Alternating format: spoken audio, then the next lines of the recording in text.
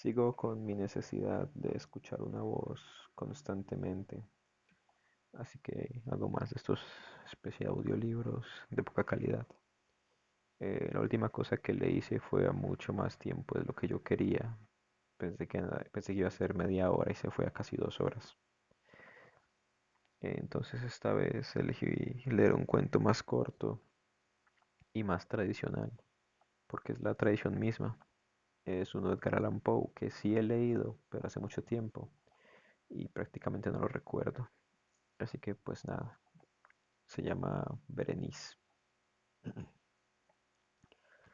La desdicha es diversa, la desgracia cunde multiforme sobre la tierra, desplegada sobre el ancho horizonte como el arco iris.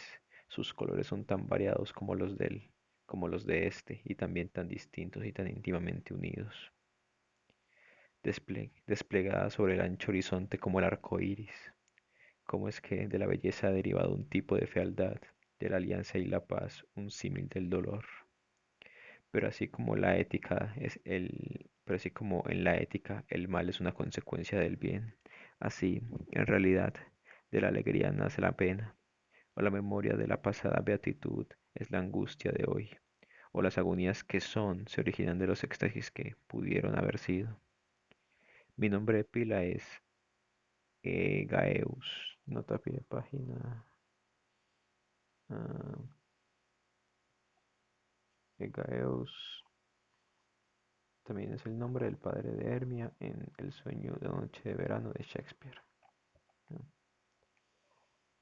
Mi nombre de pila es Egaeus. No mencionaré mi apellido. Sin embargo, no hay en mi país torres más venerables que mi melancolía y gris heredad. Nuestro linaje ha sido llamado raza de visionarios y en muchos detalles, y en muchos detalles sorprendentes. En el carácter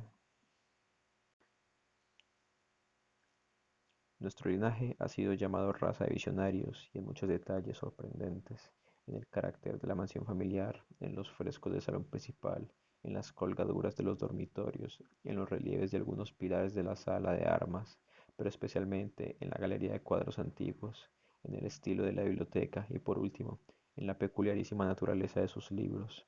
Hay elementos más que suficientes para justificar esta creencia. Los recuerdos de mis primeros años se relacionan con este aposento y con sus volúmenes, de los cuales no volveré a hablar.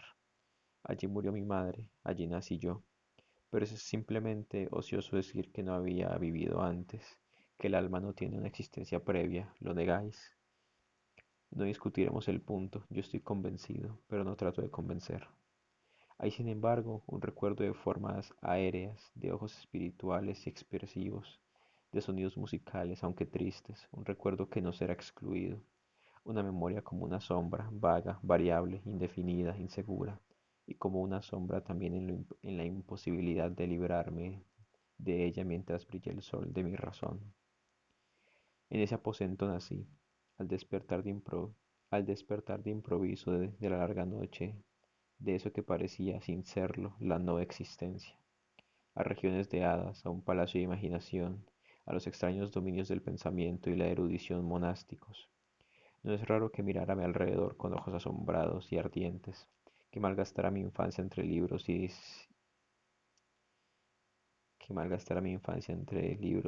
disipara mi juventud en ensoñaciones, pero sí es raro que transcurrieran los años y el cenit de la virilidad que encontrara aún en la mansión de mis padres.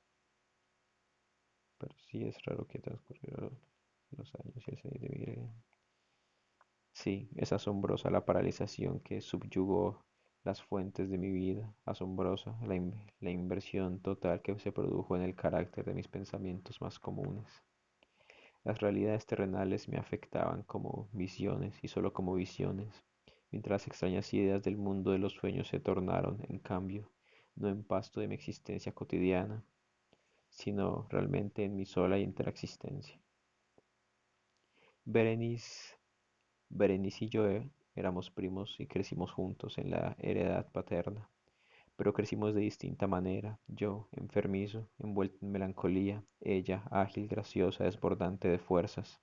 Suyos eran los paseos por la colina, míos los estudios del claustro. Yo, viviendo encerrado en mí mismo y entregado en cuerpo y alma a la intensa y penosa meditación. Ella, vagando despreocupadamente por la vida, sin pensar en las sombras del camino o en la huida silenciosa de las horas de alas negras. Berenice invocó su nombre. Berenice invocó su nombre. Berenice. Y de las grises ruinas de la memoria, mil tumultuosos recuerdos se conmueven a este sonido.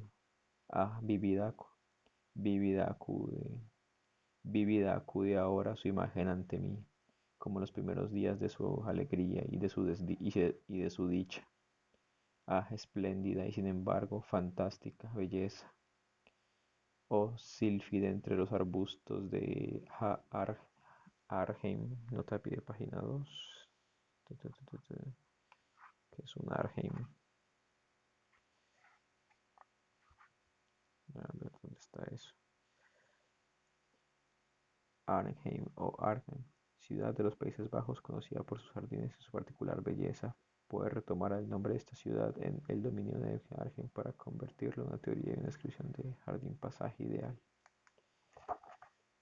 Okay. Oh, sílfide entre los arbustos de Argen, oh, náyade entre sus fuentes. Y entonces todo es misterio y terror y una historia que no debe ser relatada. La enfermedad, una enfermedad fatal, cayó sobre ella como el simún, no sé qué es simún. Y mientras yo la observaba, el espíritu de la transformación la arrasó, penetrando en su mente, en sus hábitos y en su carácter, y de la manera más sutil y terrible llegó a perturbar su identidad. Ay, el destructor iba y venía, y la víctima, ¿dónde estaba? Yo no la conocía, o por lo menos ya no la reconocía como Berenice. Entre la numerosa serie de enfermedades provocadas por la primera y fatal, que ocasionó una revolución tan horrible en el ser moral y físico de mi prima, debe mencionarse como la más afligente y obstinada una especie de epilepsia que terminaba no rara vez en catalepsia, estado muy semejante a la disolución efectiva y de la cual su manera de recobrarse era, en muchos casos, brusca y repentina. Entretanto, mi propia enfermedad, pues me han dicho que no debo darle otro nombre, mi propia enfermedad, digo, crecía rápidamente, asumiendo, por último, un carácter monomaníaco y una especie nueva y extraordinaria que ganaba cada vez más vigor y al final obtuvo sobre mí incomprensible y al final obtuvo sobre mí un incomprensible ascendiente. Esta monomanía, si así debo llamarla, consistía en una irritabilidad morbosa de esas propiedades de la mente que la ciencia psicológica designa con la palabra atención. Mm, irritabilidad. Es más que probable que no se me entienda, pero temo, en verdad, que no haya manera posible de proporcionar a la inteligencia del lector corriente una idea adecuada de esa nerviosa intensidad del interés con que en mi caso las facultades de meditación, por no emplear términos técnicos, actuaban y se sumían en la contemplación de los objetos del universo, aun de las más comunes.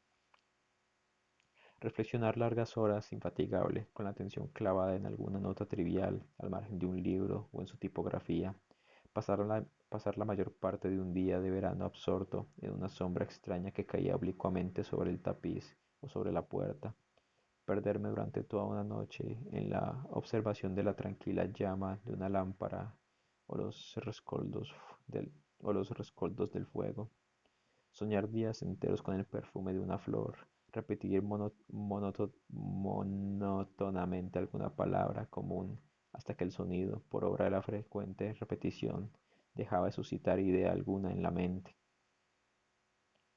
perder todo sentido de movimiento o de existencia física gracias a una absoluta y obstinada quietud, largo tiempo prolongada. Tales eran algunas de las extravagancias más comunes y menos perniciosas provocadas por un estado de las facultades mentales, no único, por cierto, pero sí capaz de desafiar todo análisis o explicación. La tranquilidad, llaman, soñar días enteros con el perfume de una flor, repetir monótono, hasta que el sonido, por la frecuencia de repetición, dejara de suscitar idea alguna de la mente. Análisis o explicación. Mas no se me entienda mal, la excesiva, intensa y mórbida atención, así excitada por objetos triviales en sí mismos, no debe confundirse con la tendencia a la meditación común a todos los hombres, y que sea especialmente en las personas de imaginación ardiente. Tampoco era, como pudo suponerse al principio, un estado agudo o una exageración de esa tendencia, sino primaria y esencialmente distinta, diferente. En un caso, el soñador o el fanático, interesado en un objeto habitualmente no trivial, lo pierde de vista poco a poco en una multitud de deducciones y sugerencias que de él proceden, hasta que al final de un ensueño colmado a menudo de voluptuosidad, el incitamentum o primera causa de sus meditaciones desaparece en un completo olvido. En mi caso, el objeto primario era invariablemente trivial, aunque asumiera, aunque asumiera a través del intermedio de mi visión perturbada una importancia refleja y real, una importancia, a ver, aunque asumiera a través del intermedio de mi visión perturbada una importancia refleja y real, una importancia refleja y real. Pocas deducciones, si es que aparecía alguna, surgían, y esas pocas retornaban tercamente al objeto original como a su centro. Y esas pocas, no, tercamente al objeto original. Las meditaciones nunca eran placenteras, y al cabo del ensueño, la primera causa, lejos de estar fuera de vista, había alcanzado había alcanzado ese interés sobrenaturalmente exagerado que constituía el rasgo dominante del mal. En una palabra, las facultades mentales más ejercidas en mi caso eran, como ya lo he dicho, las de la atención, mientras en el soñador son las de la especulación. Mis libros en esa época, si no servían en realidad para irritar el trastorno, participaban ampliamente, como se comprenderá, por su naturaleza imaginativa e inconexa, de las características peculiares del trastorno mismo. Puedo recordar, entre otros, el tratado del noble italiano Coelius Secundus Curio. ¿Quién es este señor? Coelius Secundus Curio. Mm, a ver, teólogo protestante, 1505. Coelho Secundus Curio, de Amplitudine Beati Regni Dei, la obra de San Agustín, la ciudad de Dios. Bueno, San Agustín sí sé quién es. Bueno, la ciudad de Dios. Y la de Tertuliano de Carne Christi, cuya paradójica sentencia Mortus e Dei filius credibili et quia ineptum Dios mío, es et sepula resurrexis certum et quia impossibilis, ¿qué quiere decir? Ha muerto el Hijo de Dios, es absolutamente creíble, porque es absurdo, y también ha resucitado de la tumba, es cierto, porque es imposible. No, ha muerto el Hijo de Dios, es absolutamente creíble, porque es absurdo, y también ha resucitado de la tumba, es cierto, porque es imposible. Poder coherente el total no criterio. Ocupó mi tiempo íntegro durante muchas semanas de laboriosa e inútil investigación. Se verá, pues, que, arrancada de su equilibrio solo por cosas triviales, mi razón semejaba a ese risco marino del cual habla Ptolomeo Hefestión, que es Ptolomeo Hefestión, oscuro transmisor de la leyenda al que solo se conoce por el resumen que hizo de él un erudito bizantino.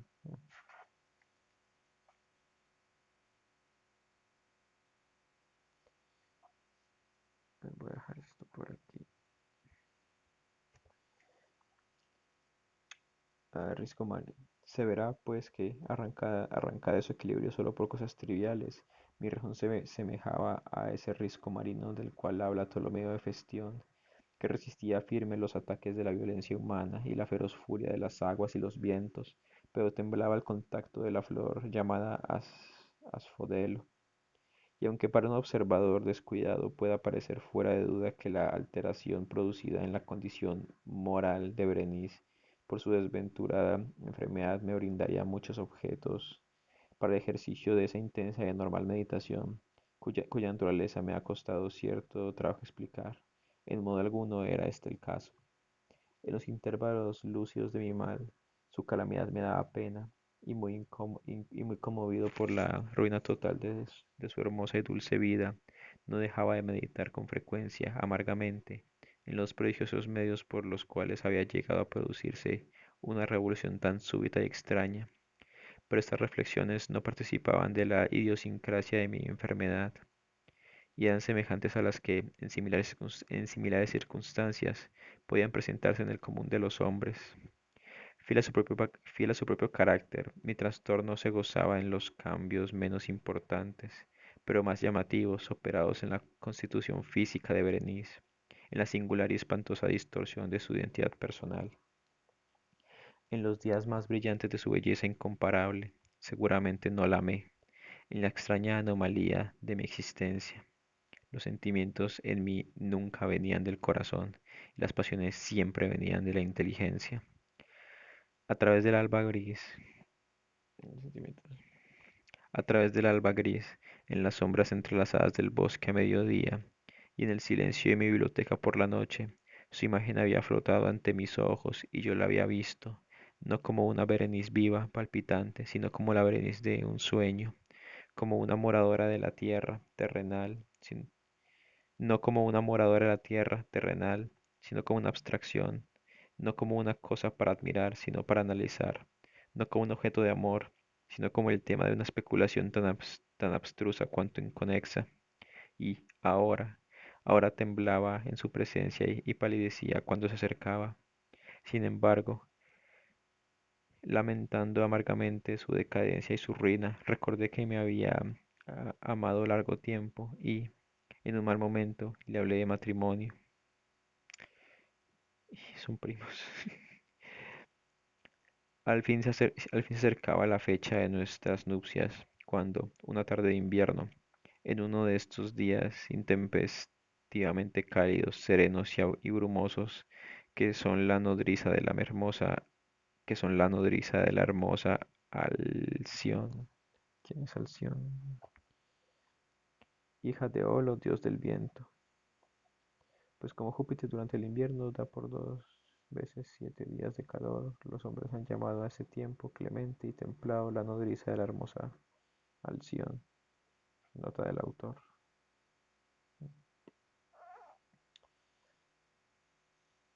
Esto lo puso Poe. Al fin se acercaba la fecha de nuestras nupcias, cuando una tarde de invierno, en uno de estos días intempestivamente cálidos, serenos y brumosos, que son la nodriza de la hermosa Alción, me senté, creyéndome solo, en el gabinete interior de la biblioteca, pero alzando los ojos vi ante mí a Berenice.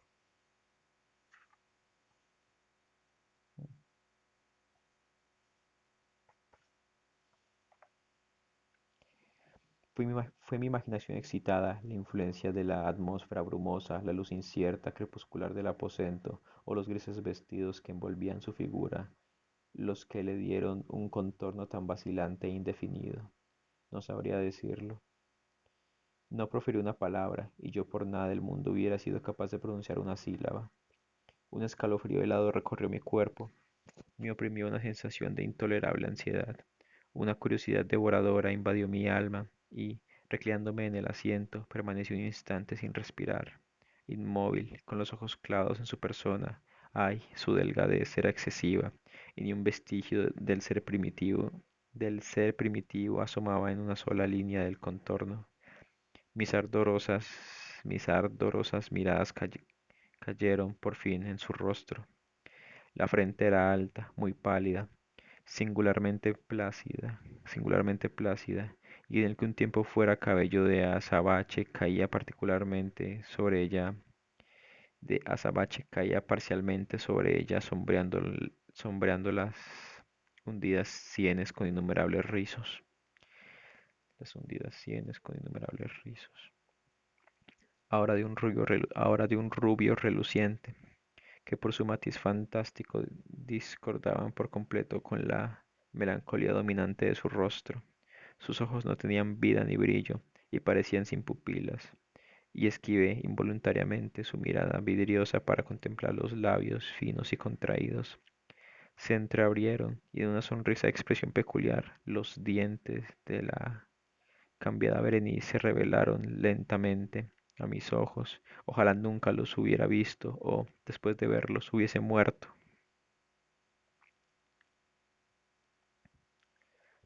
Entonces,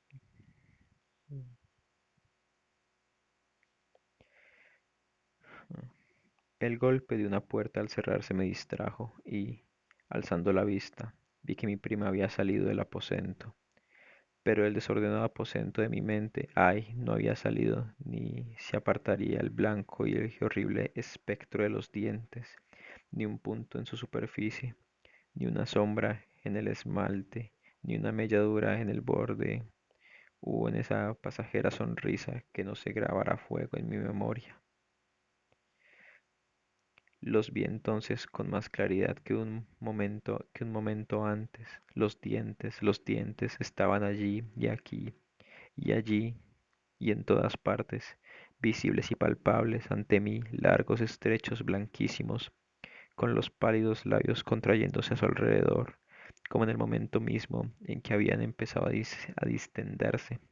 Entonces sobrevino toda la furia de mi monomanía y luché en vano contra su extraña e irresistible influencia. Entre los múltiples objetos del mundo exterior no tenía pensamiento sino para los dientes. Los ansiaba con un deseo frenético. Todos los otros asuntos y todos los diferentes intereses se absorbieron en una sola contemplación. Ellos eran los únicos presentes a mi mirada mental y en su insustituible individualidad llegaron a ser la esencia de mi vida intelectual. Los observé a todas las luces, les hice adoptar todas las actitudes, examiné sus características, estudié sus peculiaridades, medité sobre su conformación, reflexioné sobre el cambio de su naturaleza. Me estremecí al asignarles en imaginación un poder sensible y consciente, y aún sin la ayuda de los labios, una capacidad de expresión moral. Se ha dicho bien de Mademoiselle Sallé. A ver, esta es Mademoiselle Sallé. Mademoiselle Sallé fue una bailarina protegida de Voltaire. Se ha dicho muy bien de Mademoiselle Sallé que tú sepas atiende sentiment. No sé traducir eso. Y de Berenice, yo creía con la mayor seriedad que tú ceden et, d.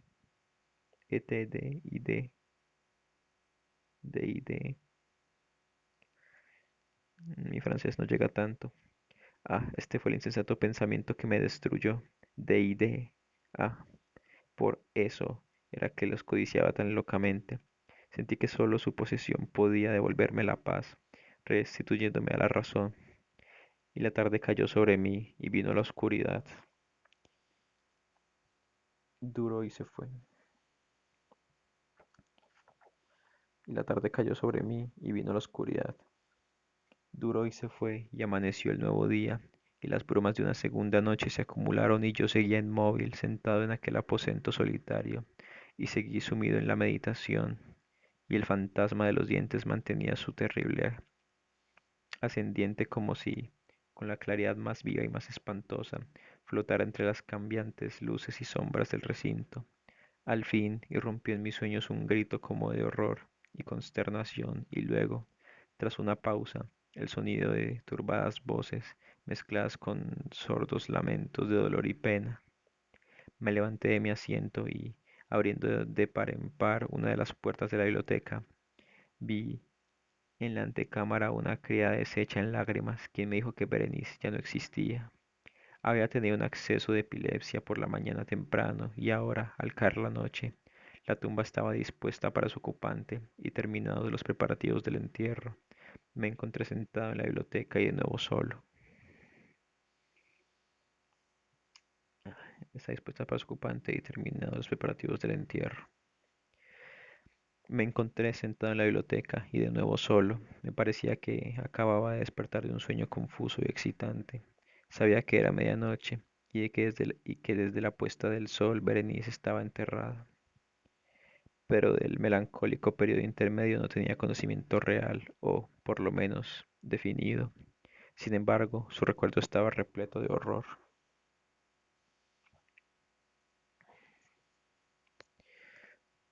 Horror más horrible por lo vago, terror más terrible por su ambigüedad. Era una página atroz en la historia de mi existencia, escrita toda con recuerdos oscuros, espantosos, ininteligibles. Luché por descifrarlos, pero en vano, mientras una y otra vez, como el espíritu de un sonido ausente, un agudo y penetrante grito de mujer parecía sonar en mis oídos. Yo había hecho algo, ¿qué era? Me lo pregunté a mí mismo en voz alta, y los susurrantes ecos del aposento me respondieron, ¿qué era? En la mesa, a mi lado, ardía una lámpara, y había junto a ella una cajita. No tenía nada de notable y la había visto a menudo, pues era propiedad del médico de la familia. Pero, ¿cómo había llegado allí, a mi mesa, y por qué me estremecí al mirarla? Eran cosas que no merecían ser tenidas en cuenta, y mis ojos cayeron, al fin, en las abiertas páginas de un libro y en una frase subrayada. Dice van mi sodales y sepulcrum amicae visitorem cura meas aliquatulum fore levatas. Ah, no hay traducción. ¿Por qué? Pues al leerlas se me erizaron los cabellos y la sangre se congeló en mis venas. Entonces sonó un ligero golpe en la puerta de la biblioteca y, pálido como un habitante de la tumba, entró un criado de puntillas. Había en sus ojos un violento terror y me habló con voz trémula, ronca, ahogado, que dijo. Oí algunas frases entrecortadas. Hablaba de un salvaje grito que había turbado el silencio de la noche, de la servidumbre reunida para buscar el origen del sonido, y su voz cobró un tono espeluznante, nítido, cuando me habló, susurrando de una tumba violada, de un cadáver desfigurado, sin mortaja, y que aún respiraba, aún palpitaba, aún vivía. Señaló mis ropas, estaban manchadas de barro, de sangre coagulada. No dije nada. Me tomó suavemente la mano. Tenía manchas de uñas humanas. Vamos a ver. Dirigió mi atención a un objeto que había contra la pared. Lo miró durante unos minutos. Era una pala. Con un alarido salté hasta la mesa y me apoderé de la caja, pero no pude abrirla, y en mi temblor se me deslizó de la mano y cayó pesadamente, y se hizo añicos, y entre ellos, estrechándose, rodaron algunos instrumentos de cirugía dental, mezclados con 32 objetos pequeños, blancos, marfilinos, que se desparramaron por el piso. Ah, y fin, es raro que no hayan traducido las partes en latín. Mm, Curiosa la monomanía. Nunca tengo mucho más que decir que el texto en sí. Perdón por leer tan mal como siempre. Adiós.